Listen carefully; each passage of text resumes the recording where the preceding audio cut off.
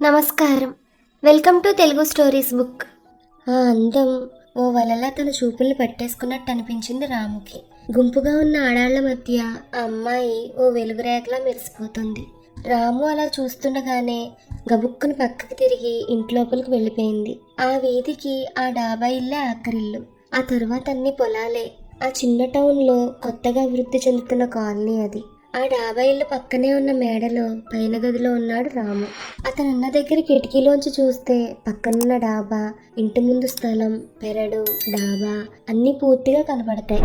ఆ డాబా ఇంట్లో ఏదో శుభకార్యం జరుగుతోంది. బంధువులు, స్నేహితులు, ఇల్లంతా కలకల్లాడుతోంది. ఆ అమ్మాయి మళ్ళీ తప్పనిసరిగా కనపడుతుందని నమ్మకం రాముకి. అందుకే ఆ కిటికీ దగ్గర అలాగే ఉండిపోయాడు. ఆ రోజు ఆదివారం. ఆ రోజే కాదు, మన్నాడు సోమవారం కూడా సెలవు కలిసి వచ్చింది. హడావిడి పనులేం లేవు.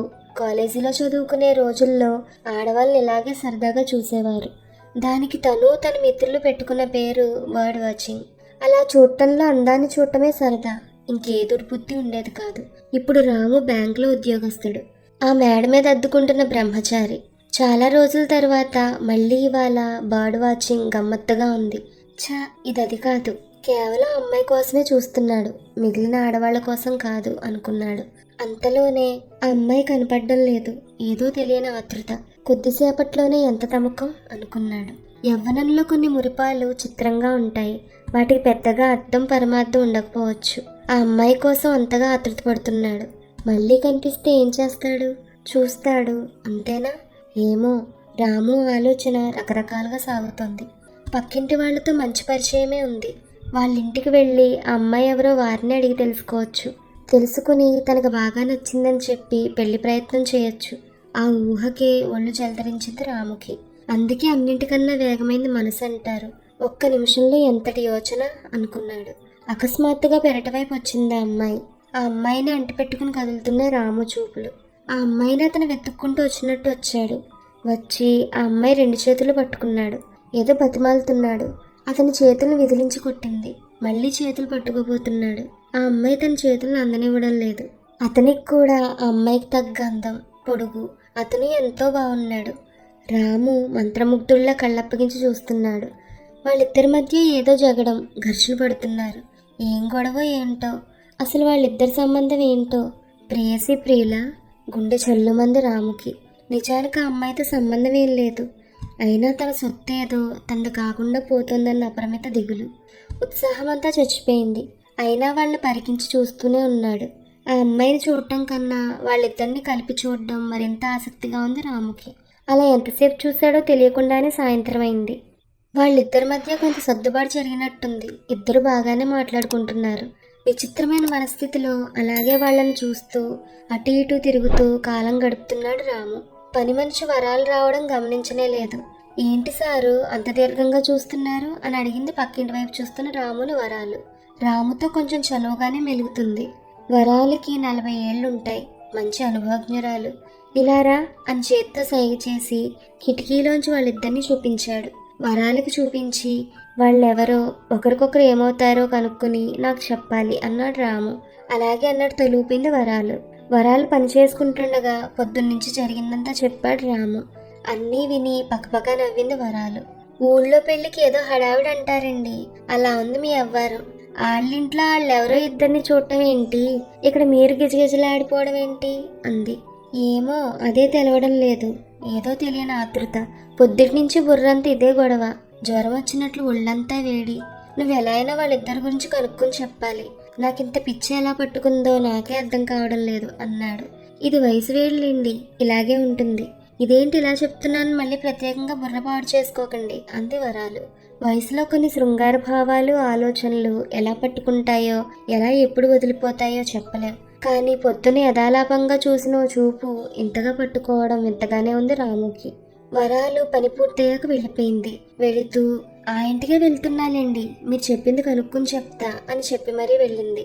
బాగా రాత్రి అయిందని ఇంక కిటికీ తలుపు వేసేసి పడుకుందా అని అనుకున్నాడు రాము. కిటికీ తలుపు వేయబోతుంటే అతను డాబా మెట్లెక్కుతూ కనిపించాడు. మెట్ల కిందకి వీధి లైట్ వెలుగు పడుతోంది. అతనే.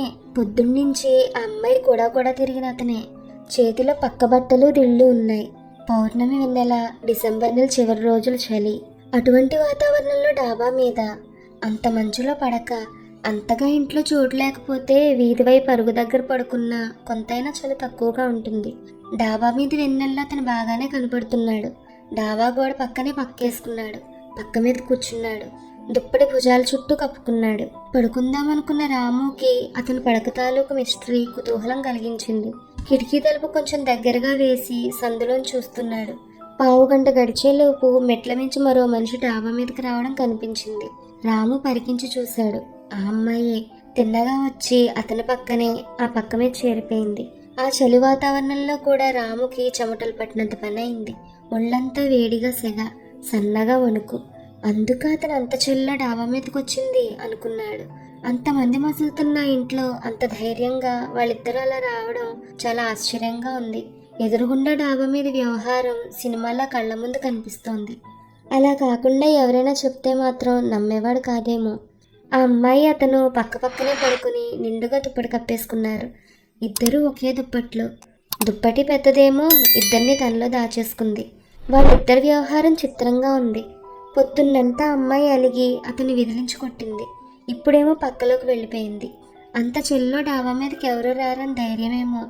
ఎంత ధైర్యమైనా అంతమందిలో అంత బాహాటంగా ప్రేమ వేడి అలాగే ఉంటుందేమో. ఎవరన్నా ఏమన్నా జంకుండదేమో. దుప్పటి స్తబ్దంగా లేదు, ఊరికే కదలికలు. అప్పుడప్పుడు దుప్పటి తొలగిపోయి వాళ్ళిద్దరూ వెన్నెల్లో గీతల్లా కనపడుతున్నారు. రాము నిద్రమాట మర్చిపోయాడు. అతని రెండు కళ్ళు వెలుగుతున్న టార్చ్ లైట్లు అయిపోయాయి. డాబా మీద వాళ్ళిద్దరూ కూడా చాలాసేపు నిద్రపోలేదు. అంతా చూసిన రాము ఈ తరం ఆడామగకి ఎంత తెగింపు అనుకున్నాడు. ఆ డాబా మీద వాళ్ళిద్దరూ రేఖామాత్రంగా వెన్నెల ముద్దల్లా కనిపించినందుకే రాము ఉక్కిరిబిక్కిరయ్యాడు. అదే విచ్చలవిడిగా కనబడే వెలుగైతే ఆ శృంగారం చూడటానికి అతని సంస్కారం ఖచ్చితంగా అడ్డొచ్చేది. ఓ మాదక స్థితిలో చూస్తున్నానన్న స్పృహ లేకుండా చూశాడు. అతని వయసు అలాంటిది. కానీ రాములో వికార భావనలేం కలగలేదు. పైగా తప్పో ఒప్పో ఆ జంట ఒకరి కోసం ఒకరు అన్నట్టున్నారు. అందులోనూ అంత గొప్ప అనుభవం వాళ్ళ జీవితాంతం మర్చిపోరు. పాలనురుగు లాంటి వెన్నెల్లో నలిగిపోతూ చక్కటి చలిని నులివెచ్చగా మార్చుకుంటూ ఈ ప్రపంచాన్నే మరిచినట్టు ఇద్దరూ ఒక్కటే అన్నట్టు అలా ఐక్యంగా ఉండగలగడం ఎవరికో గాని ఎంతో పుణ్యం చేసుకుంటే గాని దక్కని అనుభవం. రాము ఎప్పుడు ఎలా పడుకున్నాడో అతనికే తెలియదు. కొంచెం పొద్దెక్క కానీ నిద్ర లేవలేదు. వాళ్ళిద్దరూ డాబా మించి ఎప్పుడు వెళ్ళిపోయారో తెలియదు. కానీ ఇప్పుడు ఖాళీగా ఉంది. రాము హాయిగా నవ్వుకున్నాడు. ఓ గొప్ప కావ్యం చదివినట్టు, ఓ గొప్ప సౌందర్యం అనుభూతమైనట్టు. చిత్రమైన పొలకింతగా ఉంది. ఇప్పుడు రాముకున్న గొప్ప కుతూహలం, అంత ధైర్యం చేశారు.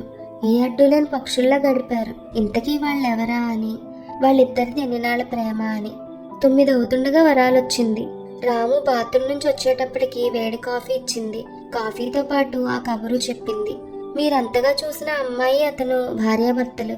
వాళ్ళకు పెళ్ళై ఇంకా 15 రోజులు కూడా కాలేదు. ఇక్కడ పెళ్లికి రావడం తప్పనిసరి వచ్చారంట. లేకపోతే హనీమూన్కి వెళ్ళేవారంట. వాళ్ళిద్దరూ భార్యాభర్తలా? ప్రేమికులు అనుకున్నానే అన్నాడు రాము. వరాలు మళ్ళీ పక్కున నవ్వింది. మీ వయసులో అలాగే అనిపిస్తుందిలేండి అన్నట్టుందా నవ్వు. వాళ్ళిద్దరూ భార్యాభర్తలని తెలిసాక మరింత తృప్తిగా అనిపించింది రాముకి. తను పెళ్ళయ్యాక తనకి ఇంత టబురూపు అనుభవాలు ఎదురవుతాయేమో అనుకునేటప్పటికీ రాము మనసంతా పులకరించింది. చాలా హాయిగా నవ్వుకున్నాడు. బ్రతుకులో వెన్నెల పండడం అంటే అదే అనిపించింది. జీవితం అంటేనే అనుభవాలు. వాళ్ళిద్దరిది ఎంత గొప్ప అనుభవం. అసలైన శృంగారం అంటే ఏ రకం జంకు లేని స్థితి, మరే ఇతర ధ్యాస లేని ఆస్వాదన. అంతటి చక్కటి వెన్నెల రాత్రిని తమ సొంతం చేసుకున్నారు వాళ్ళిద్దరు. ఎంత అదృష్టం. అటువంటి అదృష్ట అనుభవాలు నిండిన దాంపత్య జీవితం తనకి దక్కాలన్న భావం బలంగా నాటుకుపోయింది రాముల. ఈ కథ మీకు నచ్చితే please like, share and subscribe to our Telugu stories book. Thank you.